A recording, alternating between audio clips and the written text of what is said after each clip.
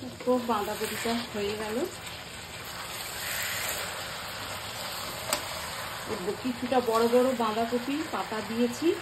বাঁধাকপি এটা জিরে ফোড়ন দিয়ে আলু ভেজে পেঁয়াজ, মটরশুঁটি, আদা বাটা, জিরে বাটা দিয়েছি আর বাতাসা দিয়ে করছি।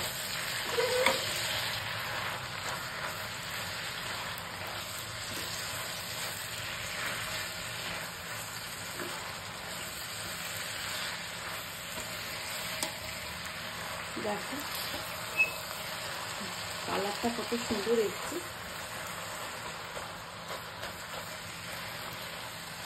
এটাতে যতটা নাড়বে ততটাই ভালো লাগবে।